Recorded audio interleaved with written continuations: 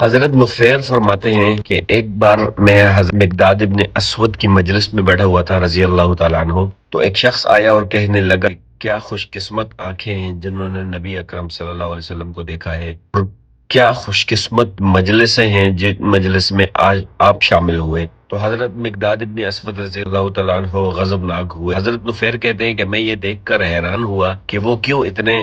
غضبناک ہوئے ہیں یا غصہ ہوئے ہیں۔ تو وہ صحابی اس شخص کی طرف متوجہ ہوا اور اس کو کہنے لگے، تم اس چیز کی تمنا کیوں کرتے ہو، یا تم اس مجلس کی تمنا کیوں کرتے ہو جس مجلس میں اللہ تعالیٰ نے تمہیں شریک نہیں کیا؟ اگر تم اس مجلس میں شریک ہوتے تو تمہارا کیا حال ہوتا، تمہیں اس چیز کا معلوم نہیں ہے۔ تم اس چیز پر اللہ تعالیٰ کا شکر ادا کرو کہ اللہ تعالیٰ نے تمہیں ایسے وقت میں پیدا کیا جس وقت میں تم حق اور باطل کو جانتے تھے، تم اللہ تعالیٰ کو پہچانتے تھے۔ اور وہ کہنے لگے، اللہ کی قسم میں نے ایسے لوگ بھی دیکھے ہیں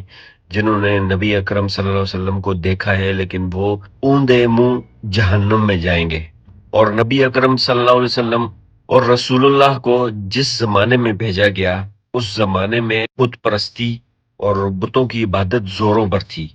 اور جتنی تکلیفیں جتنی آزمائشیں نبی اکرم صلی اللہ علیہ وسلم پر آئیں، اس سے پہلے کسی نبی پر بھی اتنی آزمائشیں نہیں آئیں۔ یہ بات نبی اکرم صلی اللہ علیہ وسلم نے خود بھی فرمائی ہے، کیونکہ نبوت کا سلسلہ رک گیا تھا اور بت پرستی عروج پر تھی۔ تو اس زمانے میں گمراہی اور بت پرستی یہ زوروں پر تھی، اور تم اس چیز کی تمنا کیوں کرتے ہو کہ جس دور میں تمہیں پیدا نہیں کیا گیا۔ دوستو، یہ ہمیں جو اسلام ملا ہے، جو ہمیں مذہب ملا ہے، یہ ہمیں پلیٹ میں رکھ کے ملا ہے۔ کیا آپ جانتے ہیں کہ نبی اکرم صلی اللہ علیہ وسلم کو اس جب ابتدائے اسلام میں کتنی تکلیفیں سہنی پڑی؟ ایک بار نبی اکرم صلی اللہ علیہ وسلم حتیم میں نماز پڑھ رہے تھے، تو اتنے میں ایک کافر جس کا نام تھا عقبہ بن ابی معیط، وہ آیا اور اس نے نبی اکرم صلی اللہ علیہ وسلم کے گلے میں ایک کپڑا ڈال کے کھینچا، جس کی وجہ سے نبی اکرم صلی اللہ علیہ وسلم گر گئے، اور حضرت ابو بکر صدیق رضی اللہ تعالیٰ عنہ دور سے دیکھے اور وہ بھاگتے ہوئے آئے اور انہوں نے اس کو اٹھا کے پیچھے پھینکا اور نبی اکرم صلی اللہ علیہ وسلم سے دور کیا، اور اس کو یہ کہتے جا رہے تھے کہ کیا تم اس شخص کو مار ڈالو گے جو صرف یہ کہتا ہے کہ میرا رب اللہ ہے۔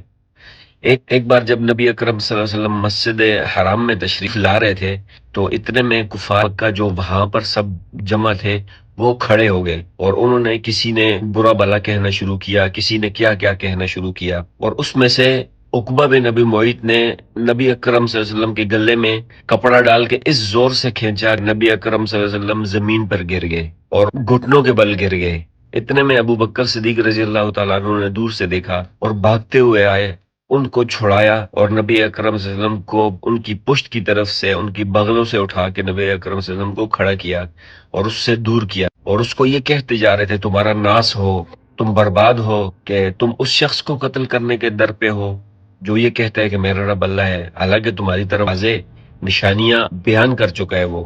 ایک بار کفار مکہ مسجد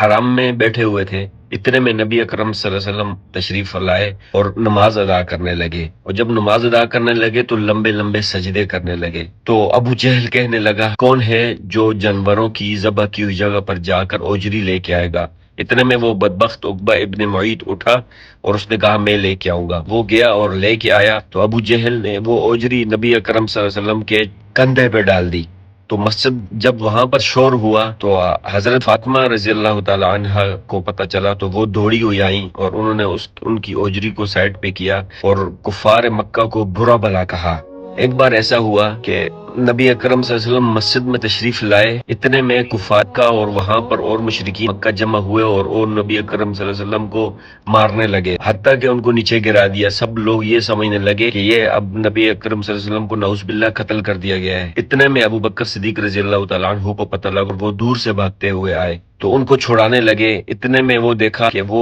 نبی اکرم صلی اللہ علیہ وسلم کو چھوڑ کر ابو بکر صدیق کی طرف لپکے اور ان کو مارنے لگے، تو نبی اکرم صلی اللہ علیہ وسلم کو ابو بکر صدیق نے بچایا، اور وہ کہتے جا رہے تھے یہی بات کہ کیا تم اس شخص کو مار ڈالو گے جو یہ کہتا ہے کہ میرا رب اللہ ہے۔ قریش مکہ ایک بار ابو طالب کے پاس گئے اور ان کو کہنے لگے، تمہارا بھتیجا ہمارے معبودوں کو برا بھلا کہتا ہے، ہمارے آباء و اجداد کو برا بھلا کہتا ہے، تم اس کو اس چیز سے منع کرو۔ تو انہوں نے اپنے بیٹے کو بھیجا، جاؤ اپنے چچا زاد بھائی محمد ابن عبداللہ کو بلا کے لے کے آؤ۔ تو نبی اکرم صلی اللہ علیہ وسلم جب تشریف لے کے آئے تو انہوں نے کہا، یہ بھتیجے، یہ لوگ کیا کہہ رہے ہیں کہ تم ان کے معبودوں کو برا کہتے ہو اور ان کے اباؤ اجداد کو برا بلا کہتے ہو اور ان کی مجلسوں اور ان کے گھروں میں جا کر ان کو برا بلا کہتے ہو، تو تم اس چیز سے رک جاؤ اور ان کو چھوڑ دو۔ تو نبی اکرم صلی اللہ علیہ وسلم نے ارشاد فرمایا کہ میں اللہ کی طرف سے اس دین کو مبوذ کرنے کے لیے بھیجا گیا ہوں اور اللہ تعالیٰ کی طرف دعوت دینے کے لیے بھیجا گیا ہوں۔ میں اس کام کو نہیں چھوڑ سکتا، ایسے نہیں چھوڑ سکتا جیسے کہ تمہیں کہا جائے کہ تم آگ کا شعلہ سورج سے لے کے آؤ۔ تو ابو طالب کہنے لگے کہ ٹھیک ہے، میرا بھتیجا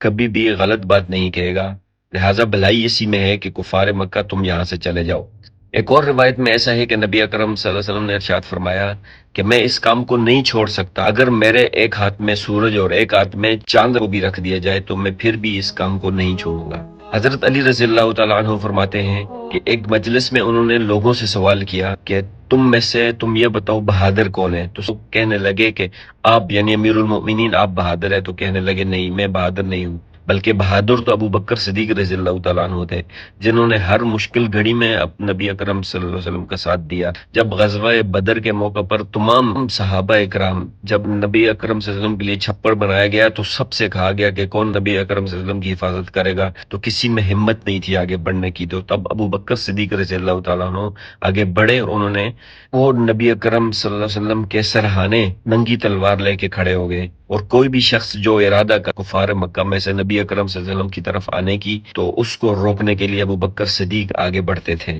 اور پھر وہ سوال کرنے لگے، کیا وہ آل فرعون کا مومن زیادہ افضل ہے یا ابو بکر صدیق؟ تو کسی شخص نے جواب نہ دیا، تو اب حضرت علی رضی اللہ تعالیٰ عنہ خود فرمانے لگے کہ آل فرعون کے مومن سے اگر پوری زمین بھر بھی جائے اور وہ ساری زندگی عمل کرتے رہیں، وہ ابو بکر صدیق کی اس ایک گھڑی کو نہیں پہنچ سکتے جس ایک گھڑی میں انہوں نے حضرت محمد صلی اللہ علیہ وسلم کی مدد فرمائی تھی اور نصرت فرمائی تھی۔ کئی واقعات ہیں کہ نبی اکرم صلی اللہ علیہ وسلم نے اس ابتدائی اسلام میں بہت تکلیفیں برداشت کی۔ خود نبی اکرم صلی اللہ علیہ وسلم نے ارشاد فرمایا کہ مجھ سے زیادہ کسی بھی نبی کو اللہ تعالیٰ کے لیے اتنی زیادہ آزمائشیں اور تکلیفوں میں نہیں ڈالا گیا جتنی تکلیفوں میں مجھے ڈالا گیا۔ تو یہ تھا آج کا ولاگ، انشاءاللہ کل ملیں گے نیکسٹ، تب تک کے لیے اللہ حافظ۔